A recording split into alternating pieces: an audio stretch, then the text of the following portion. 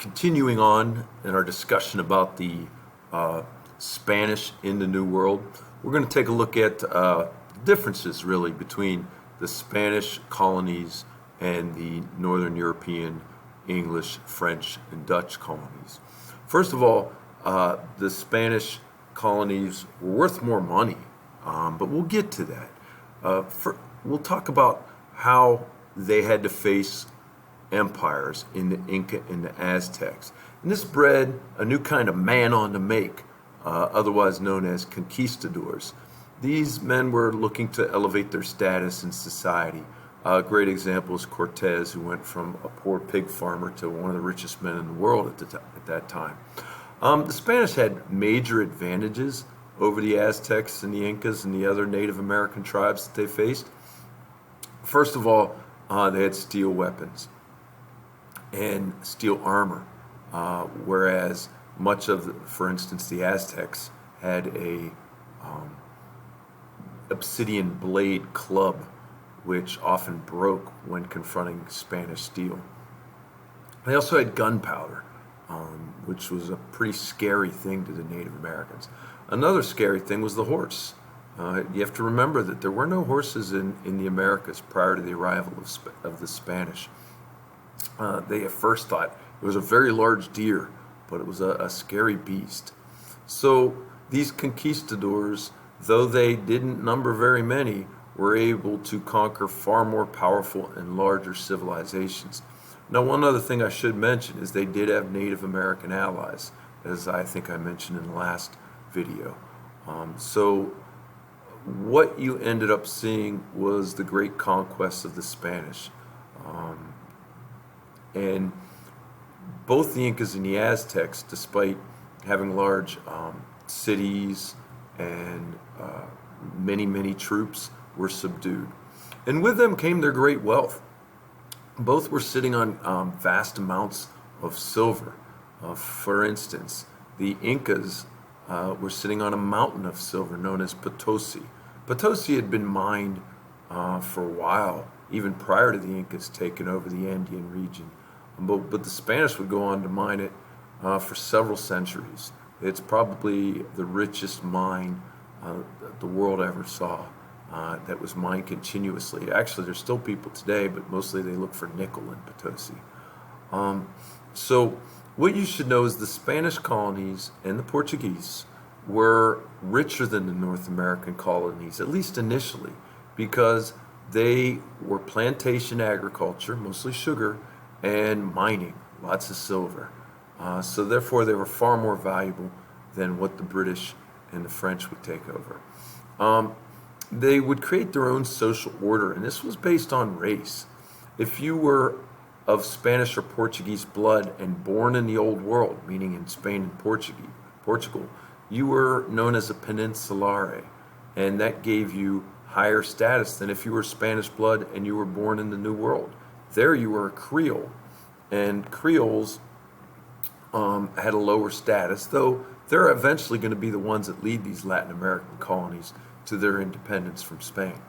The problem was there weren't a lot of Spanish or Portuguese women arriving in the New World. So many of these men took other women, specifically native women. In fact, the vastly growing segment of the population were what was known as mestizos. Mestizos are those of European and Native American ancestry.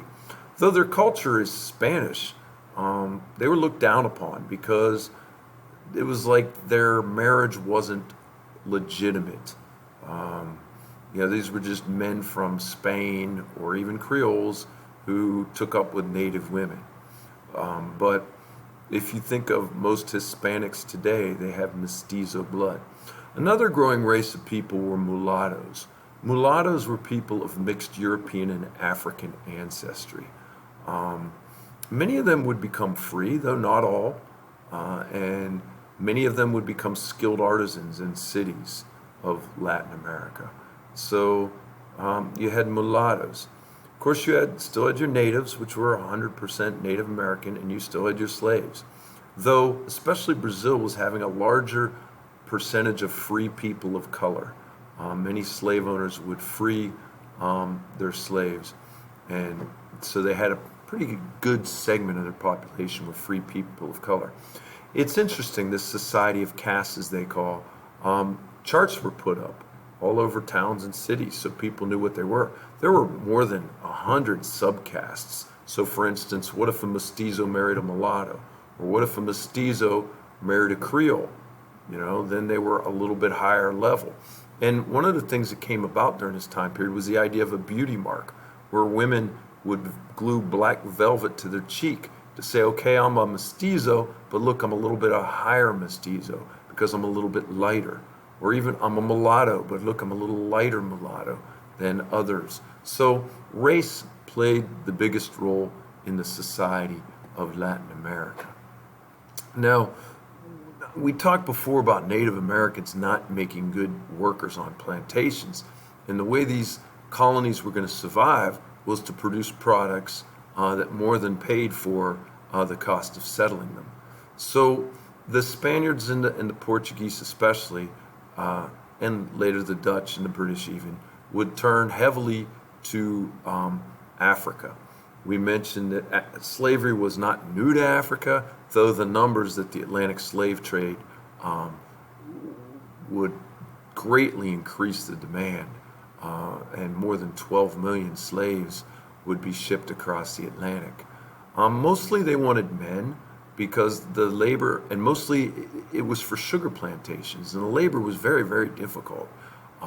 So the price of a male slave would be what was called an Indies piece, which was a piece of silver, whereas a female or child would be a fraction of that Indies piece. And because it was inhospitable regions, slaves died at a higher rate than, say, in North America, like, for instance, St. Mary's County. So there was not as much natural population growth, which is another reason why upwards of 80% of all slaves shipped from Africa ended up in Brazil and the Caribbean. Sugar was refined. It was a very difficult process. You could even make molasses out of it, or rum, but it fetched a pretty high price, and therefore it was really kind of like the white gold of its day. Much of the workforce was mixed race, though, as I said, many of them were slaves, but there weren't a lot of women, and a lot of times slave owners took advantage of slave women.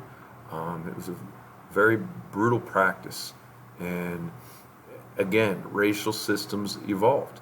Even if you were 100% European, but you were born in, say, Puerto Rico, you were not looked on as high as, say, a Spanish official who came over in his teens and was now a peninsulare.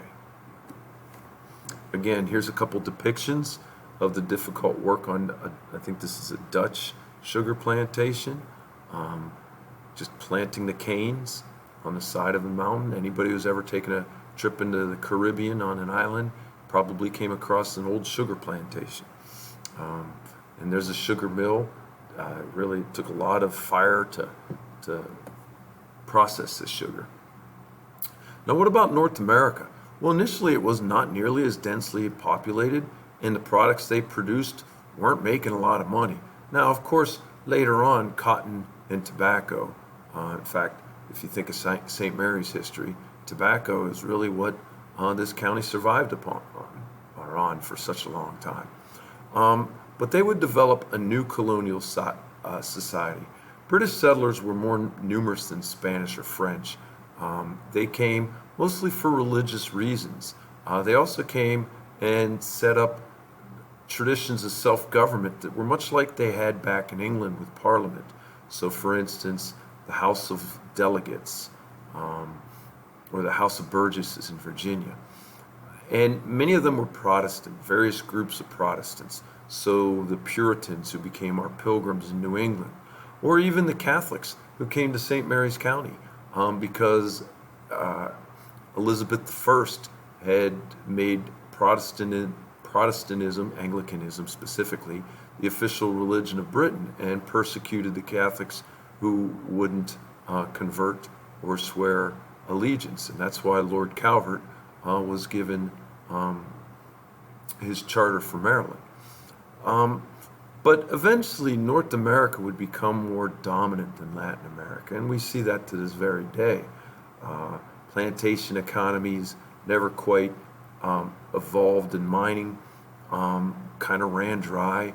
Meanwhile, North America, with its self-sufficiency and the beginnings of industrialization, would grow in great wealth. Plus, its traditions of self-government would attract many colonists from all over. Germany, and many of the other regions throughout Europe. What about Russia? At the same time, Russia was expanding into Siberia, and similarly, these people were mostly hunter-gatherers in Siberia, and they're related to the Native Americans of the Americas, and they were not immune to the diseases the Russians brought. So there were devastating epidemics. They also pressured them to convert to Christianity, the Russian Eastern Orthodox form of Christianity, and swear allegiance to the Tsar. Later on, large-scale movements of Russians, especially dissidents, those who went against the government, were settled in the newly won regions. They were known as Cossacks, and Cossacks had this independent spirit. They chafed under Tsarist rule and the lack of freedoms. Many were religious dissidents known as Old Believers. The Old Believers are still scattered throughout the world today. They followed the old stout Eastern Orthodox Church before they got reformed. So many wooden towns and wooden forts were created throughout Russia. And they discouraged the natives from pastoralism. Many of them were for instance, like reindeer farmers in northern Siberia. They wanted more settled communities. And they made them pay a tribute known as the yasak. And oftentimes the yasak was in furs, specifically sable. Sable's like a mink. It's probably the most expensive fur you can buy. Kings of, like for instance, the Byzantine emperors were known for having sable fur-lined gowns and robes. So there you see the Russian expansion. Good stories on Bering, who kind of basically rolled a boat across into the sea and discovered the Bering Strait in Alaska. And we do know that the Russians were the first to claim Alaska as well. There you see the Cossacks. The Russians loved the Cossacks for their army because they were like great horsemen. The Cossacks often defended the Russians from the raids by the Muslims. The Muslims were always raiding either from the Safavid or the Ottoman Empire, looking for slaves, or the Tatars, who would come back again and again. So the Russians wanted to expand to the sea. Much of the steppes of Siberia, especially in the Ukraine region and near the Black Sea region, was very, very rich soil. So a lot of grain could be grown there. They also wanted the minerals. Even today, the Russians are heavy mining in nickel and other minerals, iron, coal, and of course furs. This is the Little Ice Age, so many people wanted furs. But the problem is, are these people truly Russians? And even the Cossacks would kind of chafe at being identified as Russians. And their colonization experience was different from the Americas because they didn't really try to assimilate the people or the empire. Eventually they would send out officials to rule, but local chieftains and tribesmen were pretty much left in place to rule. So there you see, much like the French voyageurs in the Americas, traveling, looking for furs during the Little Ice Age. And that's the symbol of Russia. It's a double-headed eagle. Russia always called itself the Third Rome because this is basically the Roman symbol that the Byzantines used with the various flags of Russia to show the various peoples that they would rule. So Russia would become multicultural and a vast empire.